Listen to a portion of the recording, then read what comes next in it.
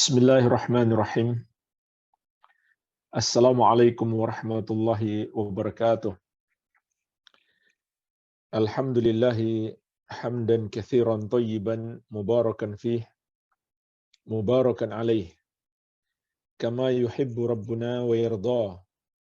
Wa asyhadu an la ilaha illallah wahdahu la syarikalah. Wa asyhadu anna Muhammadan abduhu wa rasuluh. Sallallahu alaihi wa ala alihi wassahabatihi ajma'in wa man tabi'ahum bi ihsanin ila yaumiddin amma ba'd. Fa ikhwani wa akhwati fillah, kaum muslimin wal muslimat, bapak-bapak dan ibu-ibu sekalian yang saya hormati dan saya muliakan, rahimani wa rahimakumullah.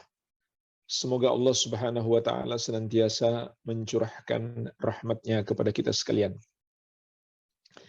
Di dalam hadis yang diriwayatkan oleh Imam Ibnu Majah dari sahabat yang mulia Ibnu Umar radhiyallahu anhuma, beliau menceritakan tentang kedatangan seorang laki-laki kepada Rasulullah sallallahu alaihi wasallam untuk menanyakan beberapa pertanyaan. Di antara pertanyaan yang diajukan oleh laki-laki tersebut kepada Nabi sallallahu alaihi wasallam adalah, wa ayyul mu'minina akyas? Wahai Rasulullah, orang mukmin manakah yang paling cerdas? Orang muslim manakah yang paling pintar? Manusia manakah yang paling pandai? Maka Rasulullah sallallahu alaihi wasallam bersabda, lil mauti dzikra wa ahsanuhum lima ba'dahu istidadan ulaikal akyas. Orang yang paling cerdas itu adalah yang paling banyak mengingat mati. Dan paling baik persiapannya untuk kehidupan setelah mati. Ulaikal akyas, mereka itulah orang-orang yang cerdas. Inilah jemaah sekalian, kecerdasan yang sesungguhnya, yaitu mempersiapkan masa depan kita yang hakiki. Sebagaimana jemaah sekalian, di dunia ini kalau kita punya kawan misalkan, dia sudah merencanakan bisnisnya, masa depannya 30-40 tahun yang akan datang. Mungkin dia sudah persiapkan bahwa bisnisnya harus sudah tersebar di beberapa kota, bahwa dia sudah harus menikmati, tidak lagi sibuk, dan seterusnya. Maka kita katakan dia orang cerdas. Maka ketahuilah, orang yang lebih cerdas daripada itu adalah yang merencanakan masa depannya yang sejati, yaitu kehidupan setelah mati. Inilah kesempatan kita untuk merencanakan hidup kita. Bagaimana nasib kita setelah mati bergantung pada persiapan-persiapan yang kita lakukan untuk menghadapi perjalanan panjang.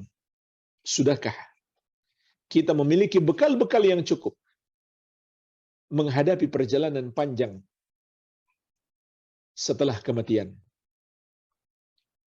Dan Rasulullah sallallahu alaihi wasallam menyuruh kita, aktsiru dzikra hadzimil ladzat, perbanyaklah mengingat pemutus segala kelezatan, kenikmatan dan kemewahan dunia ini. Perhatikanlah jemaah sekalian. Rasulullah sallallahu alaihi wasallam memerintahkan kita untuk perbanyak ingat mati. Bukan sekedar ingat mati sekali dua kali, tidak. Tapi perbanyak ingat mati. Makin banyak makin bagus. Makin banyak makin cerdas kita. Tapi beliau juga berpesan di hadis sebelumnya, bukan sekedar ingat mati, akan tetapi melakukan persiapan-persiapan sebagai bekal kita untuk kehidupan setelah mati. Dan Nabi sallallahu alaihi wasallam mengingatkan kita, kematian itu adalah pemutus segala kelezatan dunia. Penghilang segala kenikmatan dan kemewahan dunia. Artinya, kekayaan kita yang melimpah, mobil bagus kita, rumah mewah kita, nggak ada satupun yang bisa kita bawa ke alam kubur. Nggak ada. Kita bawa pun nggak ada gunanya. Kalau ada orang yang minta dikuburkan bersama mobil mewahnya, minta dikuburkan bersama perhiasan emasnya, dikuburkan bersamanya pun tidak bermanfaat. Tidak bisa menolongnya. Karena kematian telah memutuskan segala kenikmatan dunia itu. Satu-satunya follower sejati kita sampai ke alam kubur hanyalah amalan kita. Itulah teman sejati kita. Maka silahkan kita mau teman yang baik atau teman yang buruk. Tergantung amalan kita. Kalau amalan kita baik, berarti kita mempersiapkan untuk mendapatkan teman yang baik. Begitu pula sebaliknya. Apakah teman yang buruk yang kita inginkan? Oleh karena itu jemaah sekalian, di kesempatan ini saya ingin mengingatkan 5 bekal utama untuk perjalanan panjang kita di kehidupan setelah mati. Yang pertama adalah mengamalkan tauhid dan menjauhi dosa syirik. Inilah bekal kita yang paling utama. Kenapa jemaah sekalian? Karena inilah kewajiban kita yang terbesar, yang pahalanya paling besar, dan jaminan keselamatan. Sebagaimana dalam sebuah hadis yang diriwayatkan Al-Bukhari dan Muslim dari Mu'adz bin Jabal radhiyallahu anhu, Rasulullah sallallahu alaihi wasallam bersabda, "Haqqullahi 'alal 'ibadi ayya'buduhu wa la yusyriku bihi syai'a." Hak Allah atas para hamba adalah mereka beribadah kepadanya dan tidak mempersekutukannya dengan sesuatu apapun. Inilah jemaah sekalian, hak Allah atas kita. Apa hak Allah? Ditauhidkan dalam penyembahan. Artinya, kita tidak boleh menyembah kepada selainnya, menuhankan selainnya. Bahkan tidak boleh pula sekedar membenarkan atau tidak menyalahkan peribadahan kepada selainnya. Dan kita menjauhi dosa syirik. Inilah hak Allah atas kita. Lalu apa hak kita atas Allah? Kata Nabi sallallahu alaihi wasallam dalam lanjutan hadis, "Wa haqqul ibadi 'ala Allah alla yu'adziba man la yusyriku bihi syai'an." Adapun hak hamba atas Allah adalah Allah tidak akan mengazab orang yang tidak mempersekutukannya dengan sesuatu apapun. Maka hadis ini menunjukkan kepada kita bahwa mentauhidkan Allah dan menjauhi dosa syirik adalah jaminan keselamatan kita dari api neraka. Sebagaimana juga dalam hadis yang lain diriwayatkan oleh Imam Muslim dari sahabat Jabir radhiyallahu anhu, Rasulullah sallallahu alaihi wasallam bersabda, "Man mata la yusyriku billahi syai'an dakhalal jannah. Wa man mata yusyriku billahi syai'an dakhalan nar." Barang siapa mati dalam keadaan tidak mempersekutukan Allah dengan sesuatu apapun, maka dia pasti masuk surga.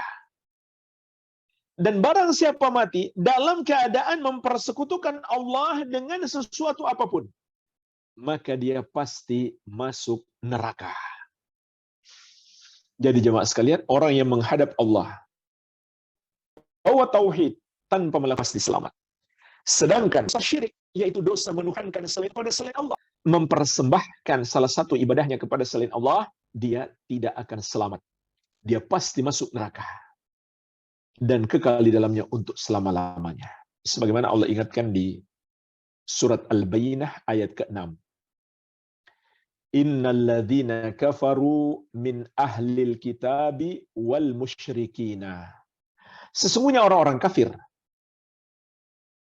yang berasal dari kalangan ahlul kitab, yaitu al-Yahud wan Nasara, dan al-musyrikin, orang-orang musyrik, semua yang menyembah kepada selain Allah, menuhankan selain Allah, fi nari jahannama khalidina fiha, tempat mereka di neraka Jahannam, mereka kekal di dalamnya.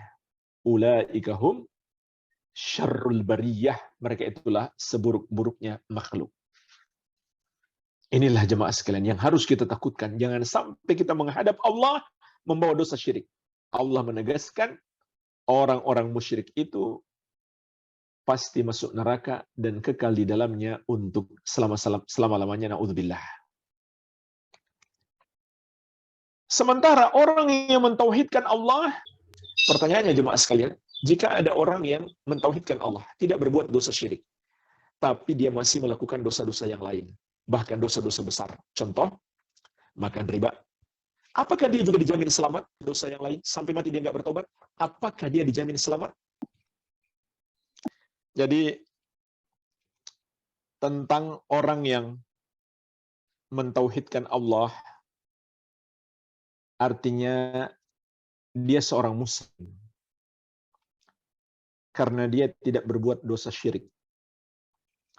Sebab dosa syirik itu adalah dosa yang membatalkan keislaman seseorang, menyebabkan dia keluar dari Islam. Nah, sekarang pertanyaannya jemaah sekalian, bagaimana kalau seseorang dia tidak berbuat dosa syirik, dia masih muslim, tapi dia melakukan dosa-dosa besar. Contoh, minum khamar, berjudi, makan riba, dan lain-lain. Ini dosa besar. Tapi ini bukan dosa kekafiran. Dosa besar yang juga harus kita takutkan. Dia masih melakukannya, sampai mati dia nggak bertobat. Namun dia tidak berbuat dosa syirik. Dia masih muslim. Apakah dia juga dijamin selamat? Jawabannya, ya. Dia juga pasti selamat. Cuma ada orang yang selamat secara langsung masuk surga, ada pula yang mampir dulu di neraka. Namun, selama dia masih muslim, tidak melakukan dosa yang membatalkan Islamnya, yaitu dosa kesyirikan dan kekafiran, suatu hari dia akan dikeluarkan dari api neraka dan diselamatkan lalu masuk ke dalam surga. Berarti artinya pasti selamat kan? Sedangkan orang-orang musyrik pasti masuk neraka dan kekal di dalam neraka untuk selama-lamanya. Nggak mungkin selamat. Sebagaimana Allah ingatkan juga di surat Al-Maidah ayat ke-72. Innahu may yusyrik billahi faqad harramallahu alaihil jannata wa ma'wahu an-nar wa ma lidzalimina min ansar. Sesungguhnya barang siapa yang mempersekutukan Allah, maka Allah haramkan surga atasnya.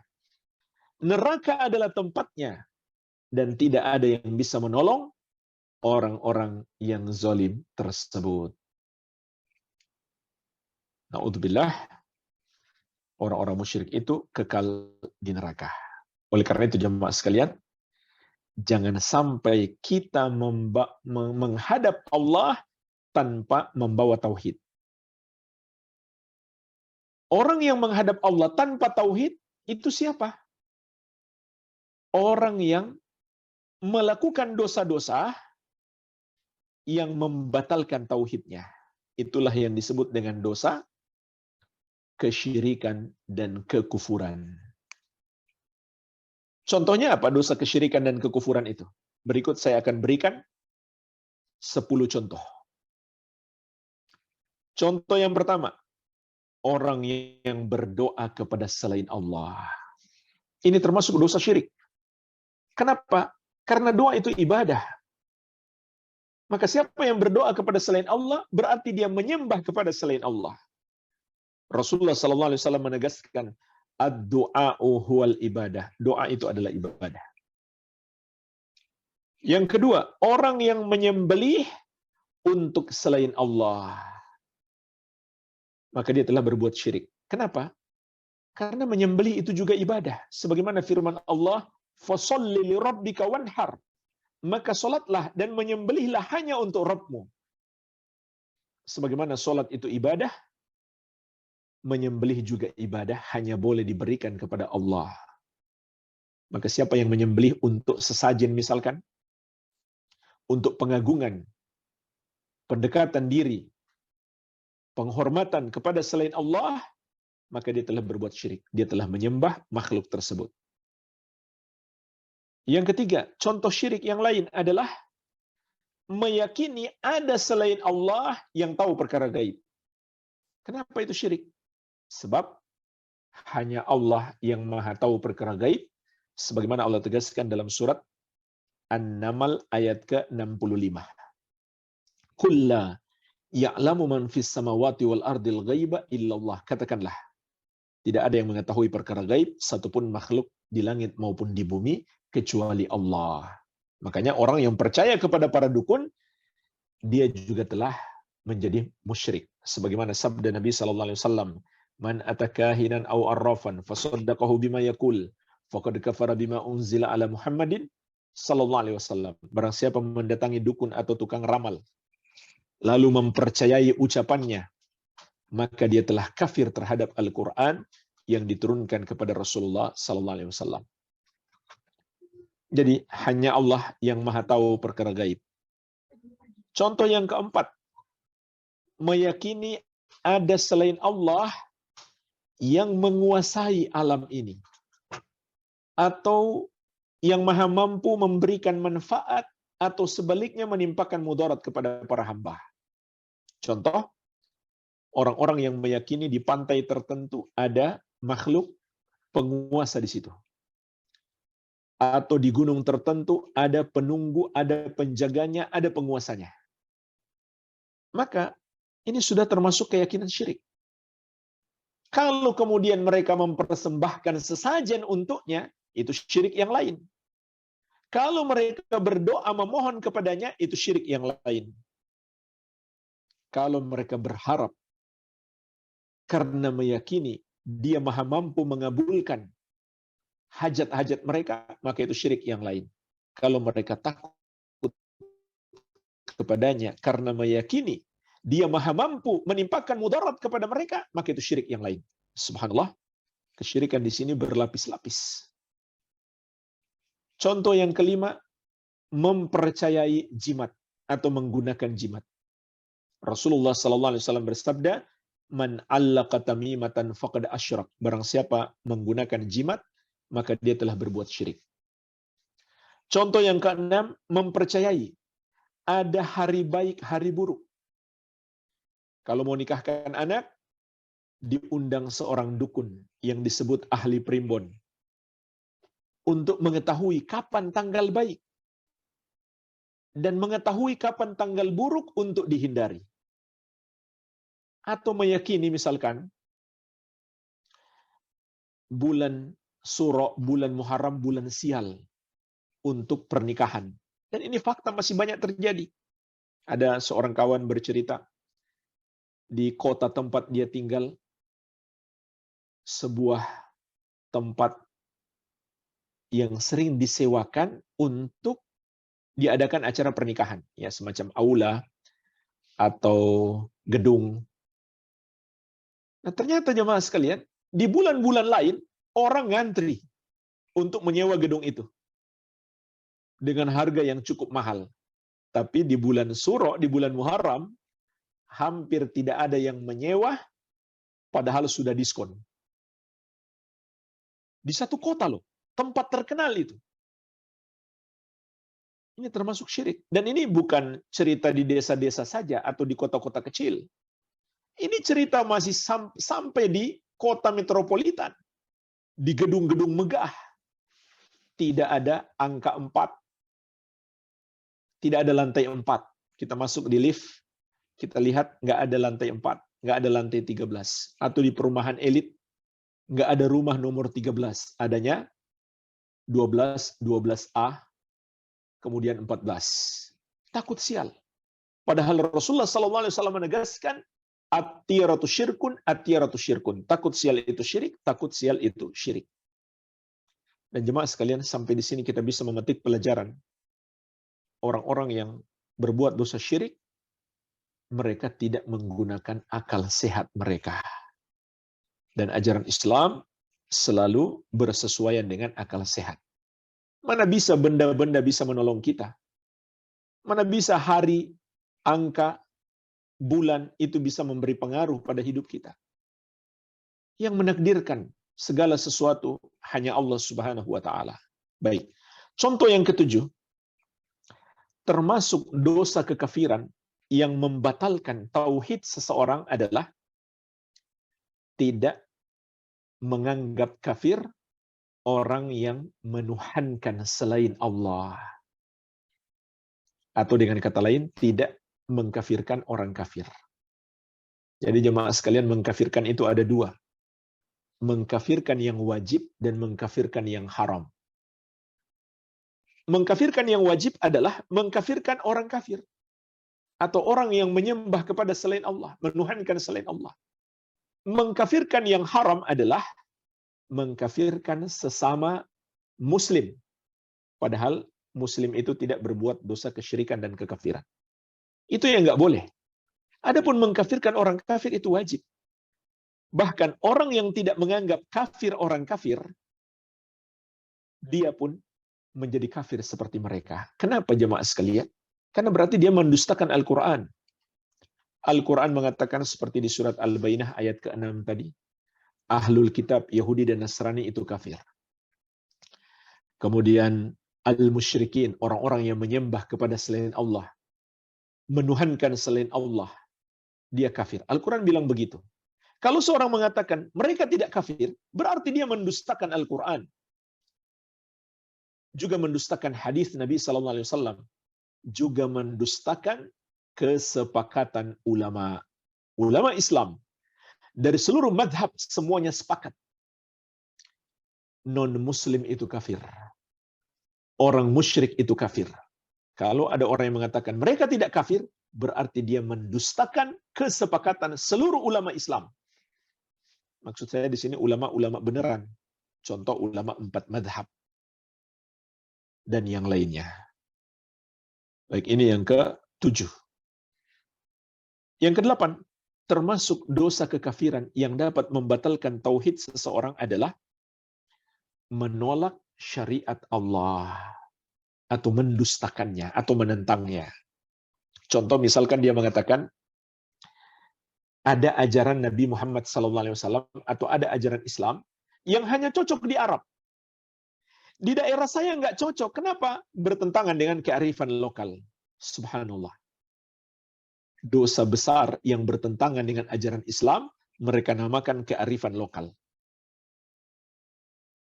Maka, jika ada yang menolak ajaran Islam dengan alasan bertentangan dengan budaya bangsanya, atau warisan tradisi nenek moyangnya, dia bukan lagi seorang muslim.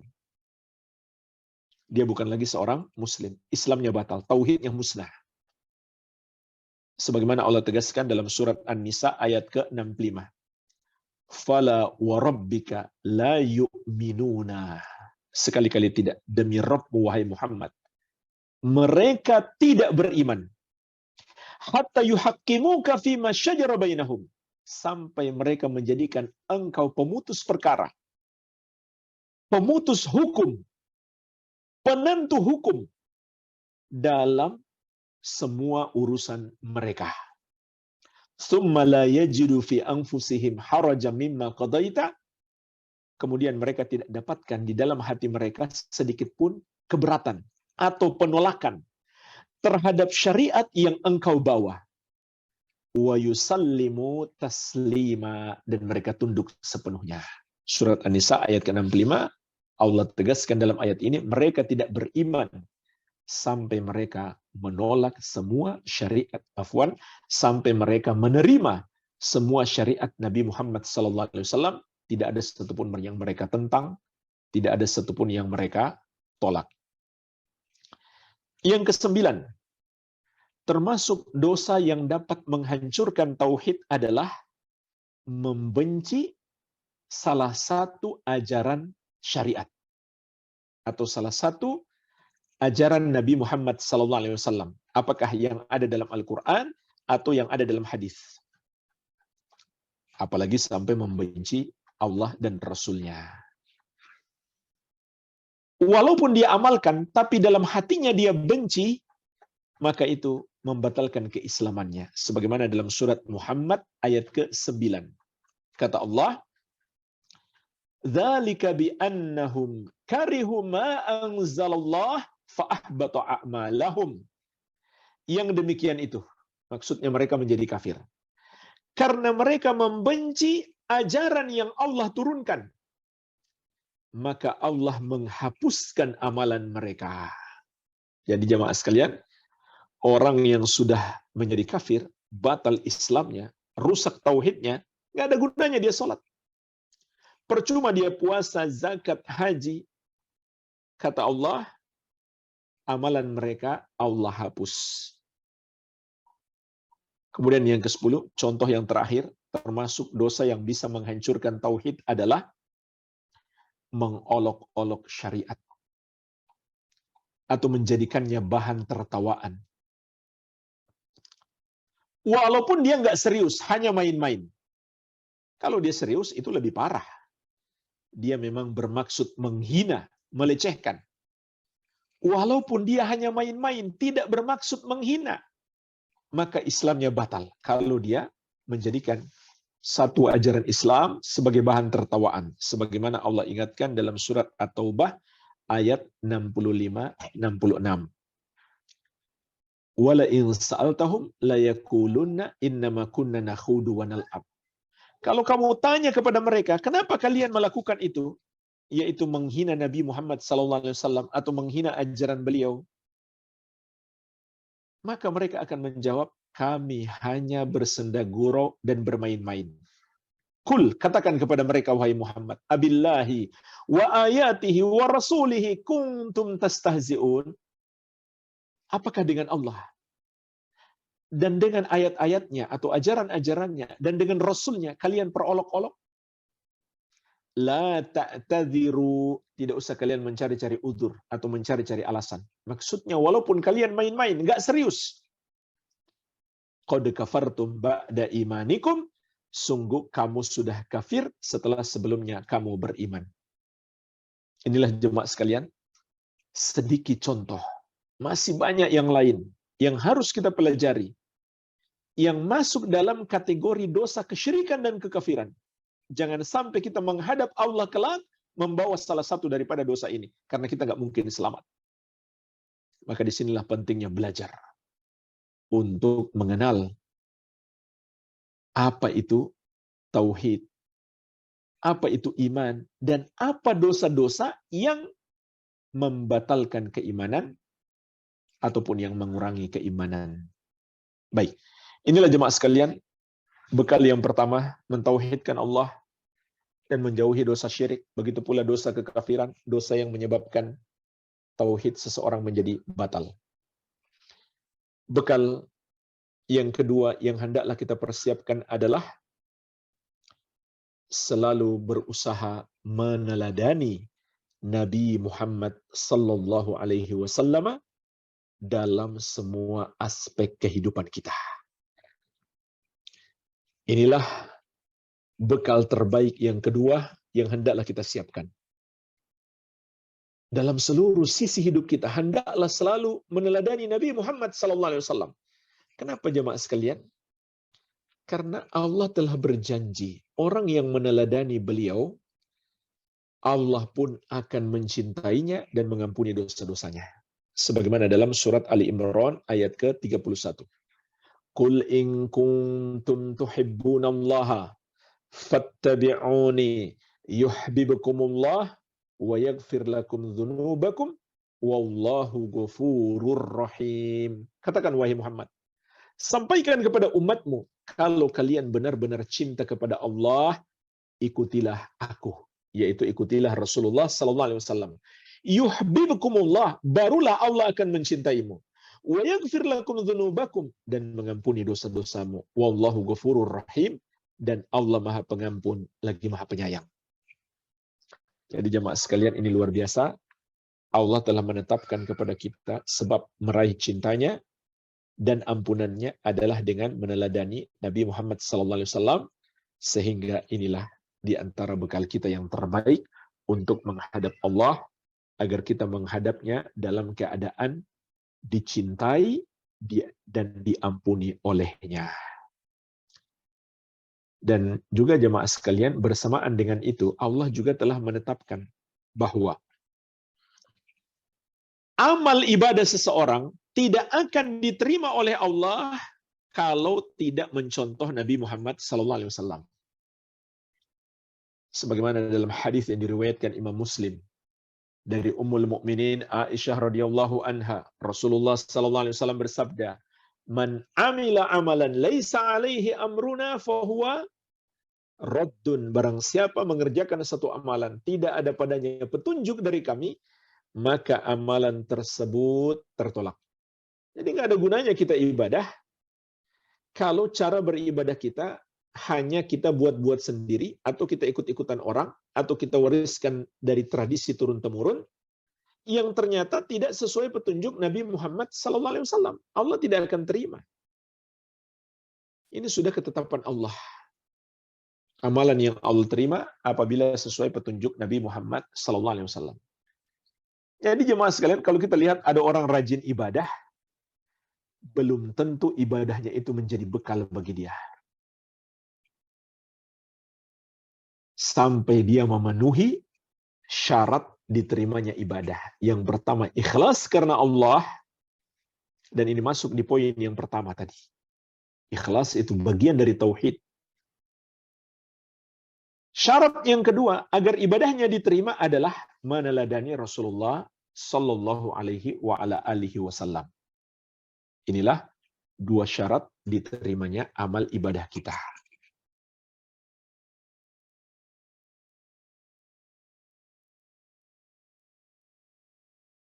Kemudian juga jemaah sekalian, Allah berjanji di dalam hadis qudsi, fa idza ahbabtuhu fakuntu sam'ahu alladhi yasma'u bihi. Kalau aku sudah mencintai seseorang, maka akulah pendengarannya yang dia gunakan untuk mendengar. Wa basarahu alladhi yubsiru bihi, dan akulah penglihatannya yang dia gunakan untuk melihat. Wa yadahu allati yabtishu biha, dan akulah tangannya yang dia gunakan untuk memegang. Wa rijlahu allati yamshi biha, dan akulah kakinya yang dia gunakan untuk melangkah. Maksud hadis ini, kata para ulama, orang yang Allah cintai, maka Allah akan menjaga pandangannya, pendengarannya, tangan dan kakinya dari perbuatan dosa. Dan semua anggota tubuhnya tentunya Allah jaga dari perbuatan dosa. Sehingga itu menjadi sebaik-baik bekal dia untuk menghadap Allah Subhanahu wa ta'ala. Kemudian bekal utama yang ketiga yang harus kita bawa menghadap Allah Subhanahu wa ta'ala kelak di hari kiamat adalah menjaga sholat 5 waktu. Karena sholat itu termasuk penentu atas semua amal ibadah yang lain. Dalam hadis yang diriwayatkan Imam At-Tabarani dari Anas bin Malik radhiyallahu anhu, Rasulullah sallallahu alaihi wasallam bersabda, "Awwalu ma yuhasabu bihil abdu yaumal qiyamah as-shalatu. Fa in salahat salaha sa'iru amalihi wa in fasadat fasada sa'iru amalihi." Amalan pertama seorang hamba yang akan diadili kelak di hari kiamat adalah sholat. Apabila baik sholat seseorang, semua amal ibadahnya akan ikut menjadi baik. Apabila buruk sholat seseorang, maka seluruh amalannya akan ikut menjadi buruk. Jadi, sholat itu penentu. Kenapa jemaah sekalian? Karena kalau baik sholat seseorang, niscaya dia akan tercegah dari perbuatan keji dan mungkar. Dan akan dibukakan untuknya pintu-pintu hidayah untuk melakukan amalan yang lain. Sebagaimana Allah ingatkan, inna sholata tanha anil fahsya'i wal munkar. Sesungguhnya salat itu mencegah dari perbuatan keji dan mungkar. Sehingga jemaah sekalian, kalau seandainya ada orang yang rajin salat, tapi kemaksiatannya juga jalan terus, nggak berkurang, terus dia bergelimang dosa, maka ketahuilah pasti salatnya tidak beres. Pasti ada kesalahan dalam salatnya. Karena Allah nggak mungkin salah. Allah mengatakan, salat mencegah dari perbuatan keji dan mungkar. Kenapa ada orang yang rajin salat tapi masih melakukan perbuatan keji dan mungkar? Maka yakinlah dalam salatnya ada kekurangan-kekurangan besar. Oleh karena itu jemaah sekalian, untuk memperbaiki salat kita agar semua amal kita menjadi baik, maka ada 5 yang perlu kita perhatikan. Yang pertama, keikhlasan niat dalam melakukan salat. Jangan sampai karena ingin dipuji orang. Yang kedua, mencontoh Rasulullah SAW. Sebagaimana pesan beliau, "Shallu kama ra'aitumuni usolli." Salatlah kamu seperti kamu lihat aku salat. Yang ketiga, hendaklah salat di awal waktu. Tidak boleh menunda-nunda waktu salat tanpa uzur. Yang keempat, menjaga kekhusyukan dalam salat. Yang kelima, bagi laki-laki hendaklah salat berjamaah. 5 hal ini kalau dijaga, maka salat kita akan menjadi baik. Sehingga seluruh amalan kita kelak di hari kiamat insya Allah ikut menjadi baik. Yang keempat, termasuk bekal utama untuk menghadap Allah kelak di hari kiamat adalah banyak bersedekah. Sampai Nabi SAW menegaskan, kullun fi dhilli sadaqatihi yaumal qiyamah. Setiap orang akan berada di bawah naungan sedekahnya di hari kiamat kelak. Dan beliau juga bersabda, fattaqun nar walau bisyikki tamratin. Bentengi dirimu dari api neraka walaupun hanya dengan bersedekah sepotong kurma. Allahu Akbar, jemaah sekalian. Jangan pandang remeh sedekah. Jangan berkecil hati pula kalau harta kita nggak melimpah untuk bersedekah. Kata Nabi SAW, bisa jadi bersedekah hanya dengan sepotong kurma adalah sebab keselamatan kita dari api neraka. Jadi, seandainya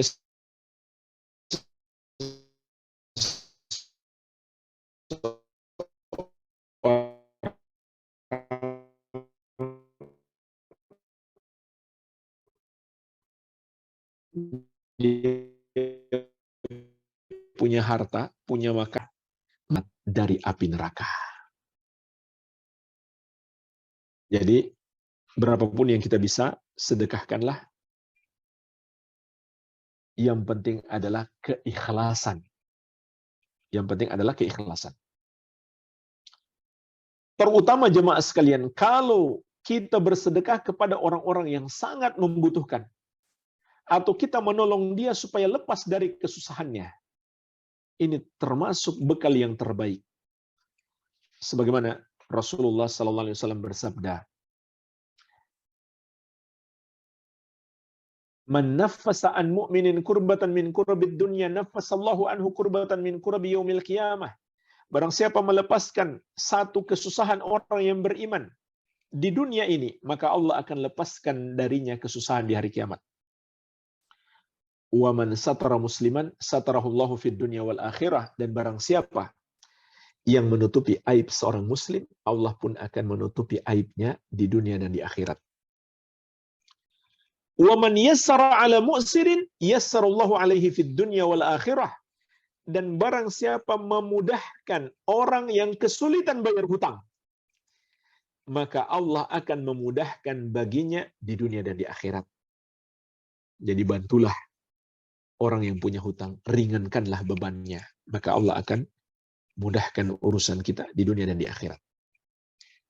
Wallahu fi fi aunil abdi madamal abdu fi auni akhi, dan Allah akan senantiasa menolong seorang hamba selama hamba tersebut masih mau menolong saudaranya. Baik, ini bekal yang keempat. Yang kelima, ini yang terakhir. Termasuk jamaah sekalian, bekal terbaik menghadap Allah kelak di hari kiamat adalah berakhlak mulia, bergaul baik dengan orang, dengan sikap-sikap yang baik. Dalam hadis yang diriwayatkan Abu Daud dari Abu Darda radhiyallahu anhu, Rasulullah sallallahu alaihi wasallam bersabda, "Ma min syai'in athqalu fil mizan min husnil khuluq." Tidak ada satu amalan yang lebih berat dalam timbangan kebaikan kelak di hari kiamat, melebihi timbangan keburukan kita, daripada akhlak yang mulia. Tapi jemaah sekalian harus diingat ya,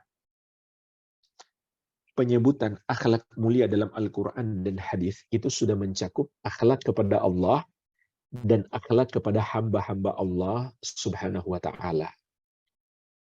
Maka dari itu jangan sampai kita mengatakan walaupun dia kafir tapi akhlaknya baik. Orang kafir itu adalah orang yang akhlaknya paling buruk. Kenapa? Buruknya akhlak dia kepada Allah. Maka dialah orang yang paling buruk akhlaknya. Sebagaimana tidak boleh juga kita hanya menjaga ibadah kita kepada Allah seperti sholat, puasa, zakat, haji, tapi kita nggak menjaga hubungan baik kita dengan hamba-hamba Allah. Rasulullah SAW pernah ditanya tentang seorang wanita yang rajin sholat tahajud, rajin puasa sunnah, dan rajin bersedekah. Tapi lisannya suka menyakiti tetangganya. Kata Nabi SAW, tempatnya di neraka. Jadi hati-hati. Tapi jangan juga dibalik. Ini lebih parah kalau dibalik. Mereka mengatakan, mereka di sini yaitu orang-orang yang menamakan diri mereka Islam liberal. Dan Islam liberal ini termasuk firqah, kelompok yang telah kufur. Di antara yang mereka katakan adalah sholat nggak penting. Hubungan dengan Allah masing-masing sajalah. Yang penting adalah hubungan baik kita dengan sesama, kata mereka.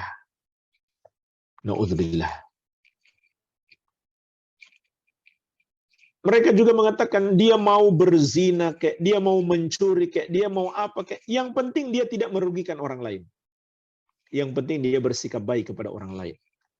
Na'udzubillah. Ini adalah pendustaan terhadap Allah Subhanahu wa Ta'ala. Jadi seorang muslim tetap dia nomor satukan hubungannya dengan Allah. Dan tetap pula dia jaga hubungan baik dengan hamba-hamba Allah, karena itu perintah Allah Subhanahu wa Ta'ala. Wattaqullah wa aslihu dzata bainikum. Bertakwalah kamu kepada Allah.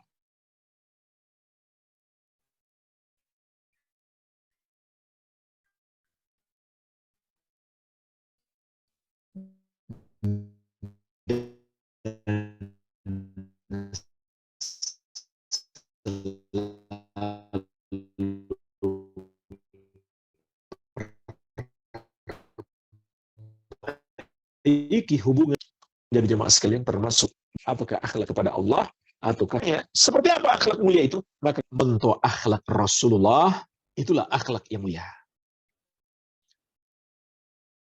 Oleh karena itu para ulama ada yang menulis buku khusus kumpulan hadis tentang akhlak Nabi Sallallahu Alaihi Wasallam. Di antara yang terbaik yang sangat saya sarankan adalah kitab Al-Adabul Mufrad yang ditulis oleh Imam Al-Bukhari. Imam Al-Bukhari penulis kitab Sahih Al-Bukhari. Beliau punya buku lain yang diberi judul Al-Adabul Mufrad. Semua petunjuk Nabi Sallallahu Alaihi Wasallam akhlak kepada hamba-hamba Allah. Yang pertama, kaful adza dari orang lain. Tahan lisan kita, jaga tindakan kita, jangan menyakiti orang lain. Jangan berbuat zalim. Yang kedua, badlun nada, berbuat baik kepada orang lain. Apapun yang kita bisa. Apakah berupa harta atau berupa jasa, apapun itu.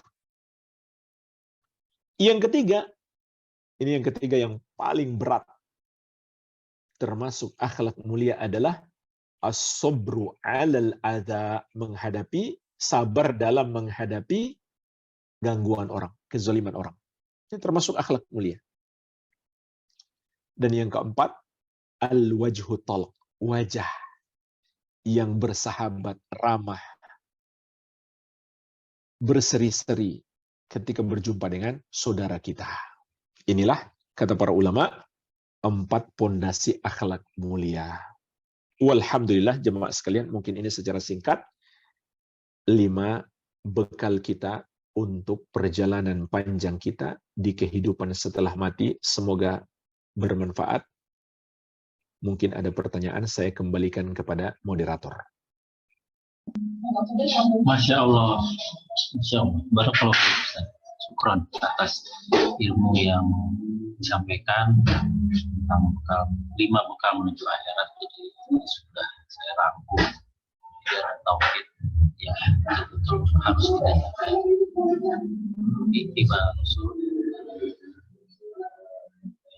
dan sholat 5 waktu, di mana di situ bukan sekedar menjaga sholatnya, tapi ya dia harus ikhlas, dia harus mengikuti apa yang Rasul ajarkan, dan sholat harus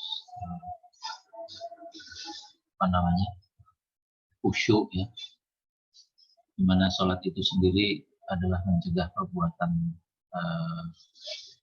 mungkar, keji dan mungkar. Lalu banyak bersedekah dan menjalankan. Masya Allah, syukran Ustaz atas ilmu yang sudah disampaikan. Semoga kita bisa mengamalkannya insya Allah, dan selalu Allah bimbing untuk kita tetap istiqomah di atas jalan. Baiklah,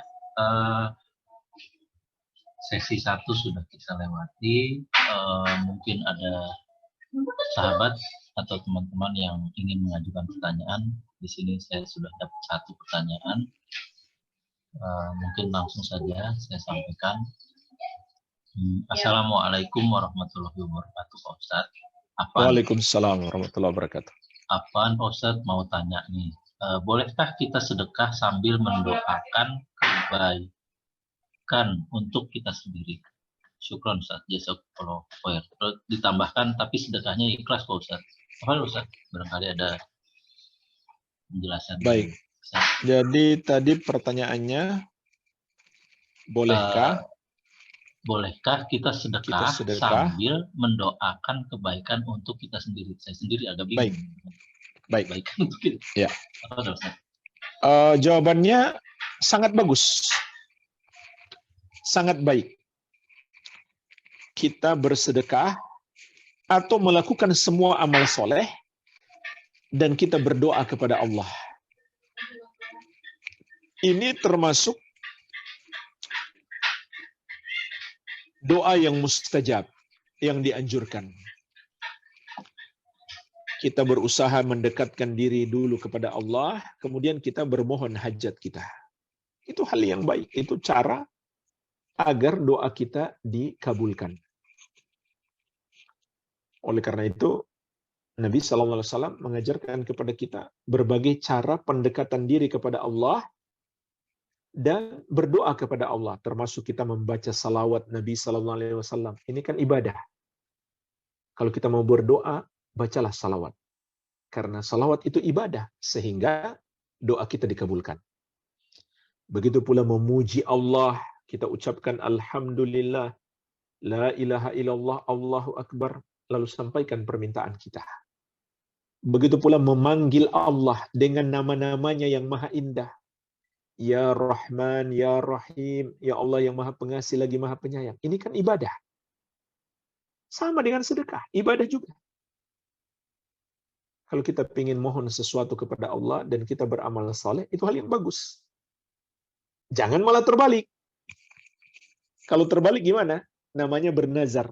Bernazar itu hukum asalnya makruh. Jadi ada orang yang mau sedekah, tapi dia tunggu hajatnya dikabulkan.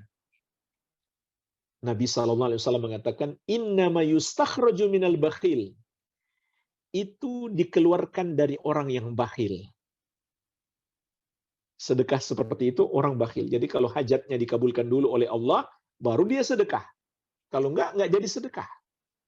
Nah, itu kata Nabi SAW, sedekah dari orang yang bakhil. Jadi tidak mengapa, itu hal yang bagus. Kita berdoa kepada Allah setelah kita melakukan semua amal soleh. Dianjurkan kita berdoa kepada Allah. Tapi jamaah sekalian, untuk sholat, ibadah sholat, dianjurkan kita berdoa di dalam sholat itu. Boleh kita berdoa setelah sholat juga, tapi lebih afdol di dalam sholat. Kapan itu? Dalam sujud, dan setelah salam, sebelum salam, setelah tasyahud akhir. Dianjurkan memperbanyak doa setelah kita membaca doa yang disyariatkan. Ya, misalkan setelah kita baca Subhana Rabbiyal A'la, sudah selesai, baru kita perbanyak doa, kita minta hajat kita. Itu yang paling afdol kalau dalam sholat. Ya. Tapi kalau kita sholat berjamaah, tentu kita harus ikut imam. Kalau imam sudah bangkit dari sujud, nggak boleh kita berlama-lama untuk memperbanyak doa. Kecuali kita sholat sendiri, nggak ada masalah. Kita mau sujud 1 jam pun tidak apa-apa untuk memperbanyak doa. Karena Nabi SAW mengatakan, aqrabu ma yakunul abdu min rabbih wa huwa sajidun fa aktsirud doa. Saat terdekat hamba dengan Allah ketika dia bersujud, maka perbanyaklah doa. Iya. Jadi itu nggak merusak keikhlasan. Tidak merusak keikhlasan. Yang merusak keikhlasan itu adalah mengharapkan balasan dari orang yang kita perlakukan baik. Kita berikan sedekah misalkan. Bahkan termasuk minta didoakan, nggak boleh. Betul, dia wajib mendoakan kita karena kita sudah berbuat baik kepadanya. Tapi kita mengharap dan meminta dia mendoakan tidak boleh. Kenapa? Berarti mengharap balasan dari dia, kan? Jadi, nggak boleh sedikit pun berharap kepada makhluk. Berharaplah hanya kepada Allah Subhanahu wa ta'ala.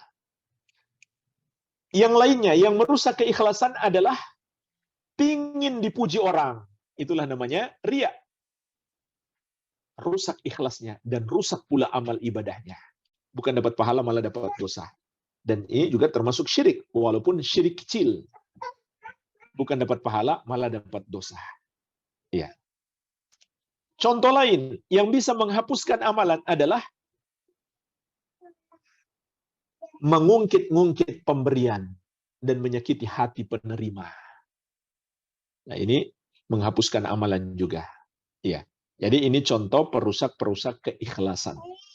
Adapun kita mengharap dari Allah supaya doa kita dikabulkan, maka tidak apa-apa. Itu tidak merusak keikhlasan sama sekali. Wallahu a'lam. Ya. Silakan, ada yang lain? Syukran, Masya Allah. Jelas nih. Berarti yang namanya sedekah itu nggak boleh minta kepada yang kita beri untuk didoakan, Ustaz. Betul, memang Jadi betul kewajiban dia mendoakan kita. Tapi kita nggak boleh meminta atau berharap dia mendoakan kita. Berharaplah hanya kepada Allah. Nah, baik. Semoga jawaban tadi memperjelas ke pertanyaan yang tadi diajukan ya. Lalu ada satu pertanyaan lain dari Assalamualaikum, bagaimana sikap kita bila ada teman yang mengaku dirinya Islam liberal? Apa beda Islam liberal, Islam Nusantara? Sementara dia teman yang baik dan ibadah kepada Allah. Mohon penjelasannya, Ustaz. Baik. Sebenarnya tergantung ya apa yang dia maksudkan. Kalau yang dia maksudkan seperti Islam liberal yang ada sekarang, mereka itu adalah orang-orang yang melakukan banyak sekali dosa kekafiran. Contoh, menyamakan semua agama. membenarkan semua agama. Ini sudah jelas-jelas mendustakan Al-Quran. Al-Quran mengatakan, Inna dina indallahil Islam. Sesungguhnya agama yang Allah ridhoi hanya Islam. Al-Quran mengatakan, wa may yabtaghi ghairal islami dinan fala yuqbala min wa huwa fil akhirati minal khasirin. Barang siapa mencari selain Islam sebagai agama baginya, tidak akan diterima daripadanya, dan dia di akhirat kelak termasuk orang-orang yang merugi. Dengan keyakinan ini saja mereka sudah mendustakan Al-Quran, dan itu pembatal keislaman. Walaupun dia baik, walaupun dia sholat, dia puasa, dia zakat, dia haji, semua amal ibadahnya tertolak. Allah tidak terima. Sebagaimana dalam surat Al-Maidah ayat ke-5 Allah menegaskan, wa may yakfur bil imani faqad habita amaluhu wa huwa fil akhirati minal khasirin. Barang siapa yang kufur terhadap keimanan, terhapuslah amalannya, dan dia di akhirat kelak termasuk orang-orang yang merugi. Barang siapa yang kufur terhadap keimanan, maka terhapuslah amalannya, dan dia di akhirat kelak termasuk orang-orang yang merugi. Nah, setelah istilah Islam liberal banyak ditolak oleh kaum muslimin, terutama dari MUI dan lain-lain, mereka ganti nama menjadi Islam pluralis. Terbongkar lagi hakikatnya. Mereka ganti nama lagi menjadi Islam Nusantara. Ada lagi nama baru, Islam moderat. Tapi hakikatnya sama. Itu cuma nama-nama sebagai lipstick saja, casing saja, tapi hakikatnya sama. Kalau itu yang dia maksudkan, dia membenarkan semua agama, atau dia meyakini non-muslim juga ada yang bisa masuk surga, padahal Allah sudah tegaskan tempat mereka di neraka, berarti dia mendustakan Al-Quran. Jadi tergantung dia mengatakan dia Islam liberal, apa maknanya? Kalau dia cuma mengatakan saya liberal, artinya saya bebas merdeka, tidak ikut tradisi, yang saya ikut hanya Al-Quran dan hadis, ya itu hal yang baik. Tapi nggak ada orang muslim yang mengatakan seperti itu Islam liberal juga. Ya, katakan muslim saja, nggak perlu dikatakan Islam liberal. Ini pun sebenarnya dua kata yang bertentangan, Islam dan liberal. Islam itu artinya tunduk dan patuh, terikat dengan aturan Allah. Liberal bebas. Namun kalau dia mengaku seperti itu, kita lihat dulu apa yang dia maksud dengan dirinya Islam liberal. Kalau maksudnya seperti yang kita katakan tadi, maka tidak diragukan lagi itu adalah termasuk kekufuran. Iya, wallahu alam. Masya Allah. Menjelaskan ya, penanya itu barusan dijelaskan bahwa Islam liberal kayak gimana, terus Islam Nusantara yang sekarang. Syukran Ustaz atas penjelasan yang diberikan. Ini mungkin justru dari saya pribadi bahwa dikatakan tentang sebenarnya dikatakan pembatal keislaman dari sisi tauhid, di mana orang menolak syariat atau bahkan berolok-olok atau bercanda dengan syariat atau dengan nama Allah, dengan Rasulullah, dengan malaikat dan lain-lain. Nah, kalau memang kejadiannya seperti itu dan itu saya perhatikan juga memang banyak orang yang melakukan hal seperti itu. Apakah hukum kekafiran yang jatuh kepada mereka itu boleh dijelaskan kepada yang bersangkutan atau bagaimana sih? Baik.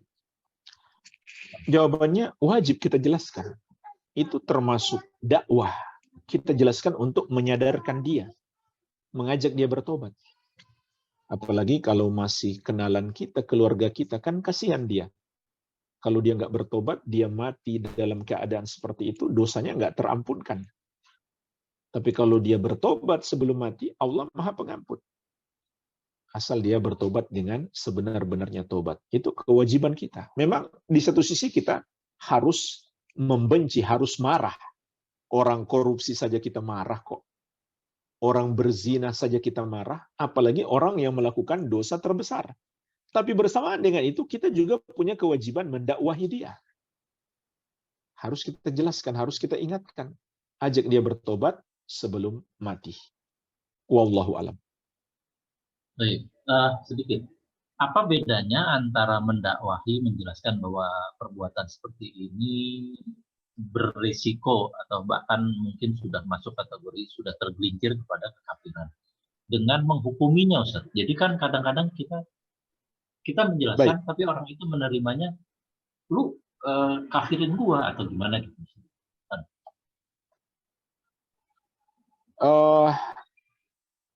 Tidak setiap orang muslim yang melakukan dosa kekafiran langsung bisa divonis kafir.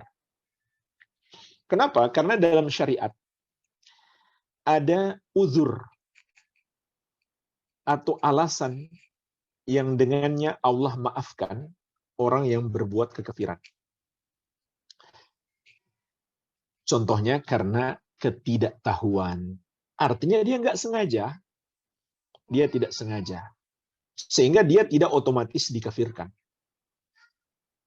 Kecuali kita sudah jelaskan kepada dia, dia sudah paham, lalu dia masih melakukan lagi, barulah dia divonis kafir.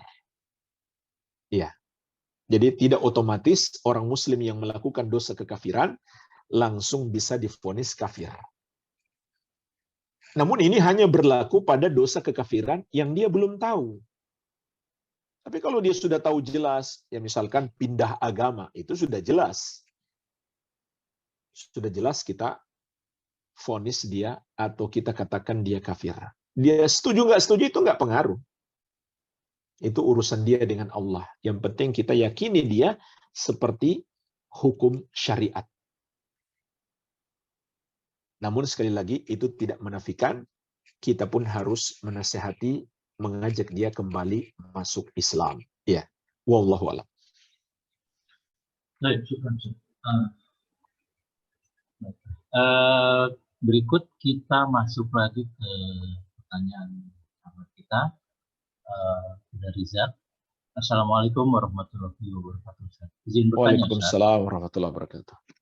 Kenapa disebut perbuatan bid'ah itu lebih berbahaya daripada dosa besar? Bagaimana konsekuensinya di akhirat nanti apabila tidak bertobat? Mohon penjelasan Ustaz. Baik. Ini ucapan para ulama salaf dahulu, diantaranya Imam Sufyan Ats-Tsauri. Beliau mengatakan, al-bid'atu ahabbu ila iblis minal maksiyati.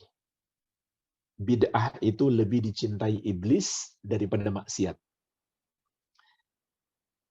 Artinya, bid'ah lebih berbahaya daripada maksiat, walaupun maksiat itu dosa besar. Kenapa jemaah sekalian? Karena efek merusak agama, bid'ah itu lebih besar. Bid'ah itu lebih besar. Jadi agama dirubah-rubah. Sementara orang yang berbuat maksiat, dia tidak mengatakan yang saya lakukan ini ajaran Islam. Adapun orang yang berbuat bid'ah, dia mengklaim, oh ini ajaran Islam, ini amal soleh. Sehingga efek merusak agama itu lebih besar. Maka dosanya pun menjadi lebih besar. Ditambah lagi, orang yang berbuat bid'ah itu sulit bertobat. Kenapa? Karena dia yakin yang dia lakukan benar. Sementara umumnya orang yang berbuat maksiat itu tahu bahwa yang dia lakukan itu salah. Itu umumnya seperti itu. Sehingga lebih mudah baginya untuk bertobat daripada orang yang berbuat bid'ah. Iya. Barangkali seperti itu, wallahu a'lam. Semoga menjawab pertanyaan antum ya.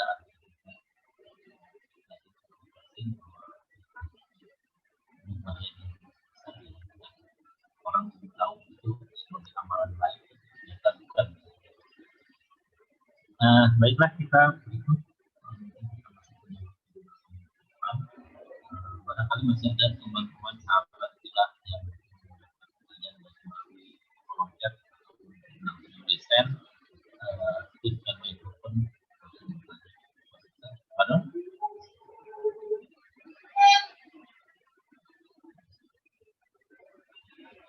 Sekali lagi, kesempatan masih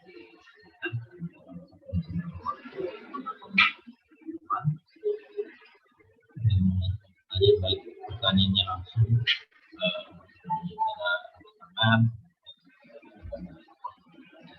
Suara, silakan.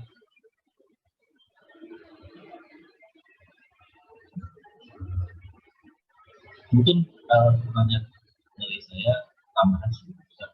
Tadi kan dikatakan bahwa dosa kekufuran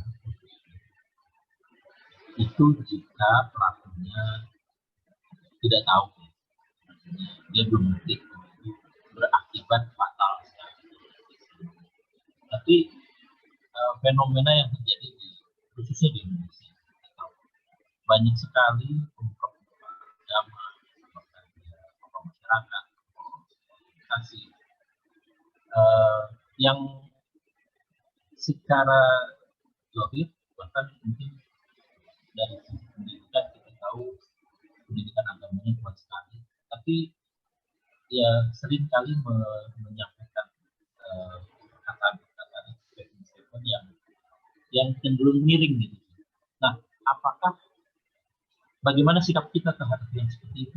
Padahal kita jelas-jelas nggak mungkin gitu buat kita mendakwai orang-orang. Terus kita Maaf nih, suaranya kurang kedengaran, Pak. Hujan misalnya. Baik. Jadi suara antum kurang kedengaran. Ya apa? Ini mikrofonnya sudah saya tempel. Gimana, Ustaz? Ya. Halo, tes. Ya, halo. Ya. Jadi tadi kan Ustaz katakan bahwa dosa kekafiran itu bisa langsung jatuh kepada orang-orang yang menentang syariat, menduakan Allah.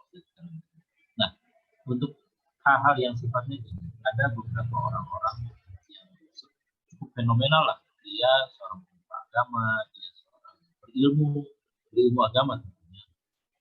Bahkan dia mungkin dia adalah organisasi, tapi dia suka mengucapkan atau membuat statement yang cenderung mendustakan syiar, mendustakan syariat. Itu jelas-jelas kita nggak mungkin mendakwahkan mereka. Terus sikap kita terhadap yang seperti itu, padahal kita pahami bahwa itu biasanya dosa yang tidak masuk ke dalam kekafiran. Baik, kalau kita tahu dia nggak punya uzur untuk melakukan kekafiran, nggak ada uzur dia, maka kita yakini dia sebagai orang kafir. Beda dengan orang yang nggak tahu ilmunya, orang bodoh, orang awam.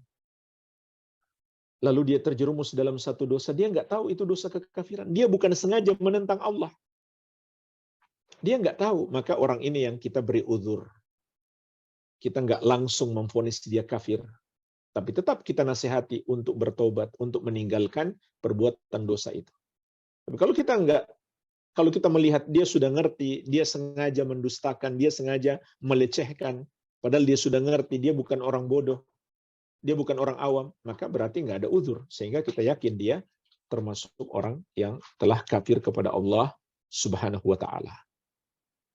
Barangkali seperti itu, wallahu a'lam. Ada satu masuk pertanyaan. Silakan. Assalamualaikum. Apa pertanyaannya di Waalaikumsalam. Tentang hukum kafarot. Saya pernah bersumpah dengan nama Allah dengan sesuatu yang tidak benar, tapi itu saya lakukan tahun lalu. Apakah boleh saya melaksanakan hukuman kafarot sebagai tebusan? Tidak boleh.